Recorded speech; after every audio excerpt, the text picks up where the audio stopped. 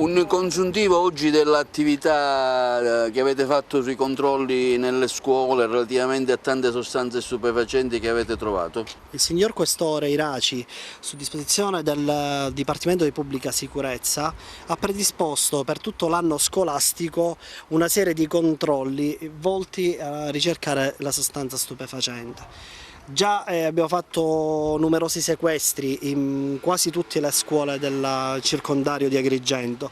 A breve estenderemo anche i controlli su tutta la provincia. Il fenomeno della vendita di sostanze stupefacenti di certo non spaventa la Polizia di Stato. Oggi voglio lanciare un messaggio a coloro che vendono questi venditori di morte, mi permette il termine, per far capire che noi non deportiamo. Staremo sempre vigili e contrasteremo questo fenomeno su tutta la provincia di Agrigento. Per quanto riguarda il progetto Scuole Sicure, le posso dire che già abbiamo fatto 3 controlli. In queste 3 settimane abbiamo trovato numerosi spinelli, saranno su per giù una ventina, e in più abbiamo trovato anche nascosto nei pressi delle scuole, quindi fuori dalla scuola, abbiamo trovato una ventina di tocchetti di hashish.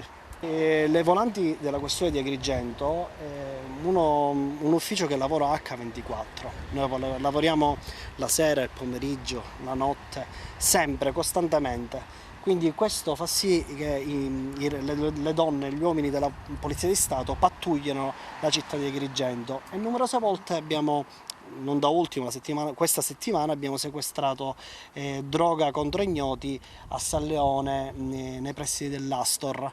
Questo perché ci è stato segnalato che in quella zona avvenivano attività di spaccio nei fine settimana.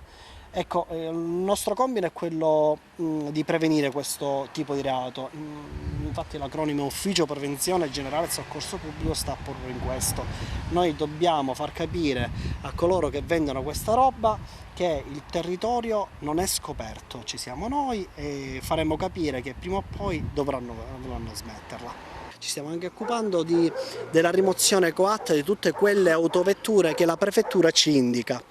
Sovente capita che queste autovetture non sono nella disponibilità del custode, quindi ogni rimozione coatta si traduce in un deferimento all'autorità giudiziaria a piede libero per il reato previsto dal Codice Penale, che è il 335.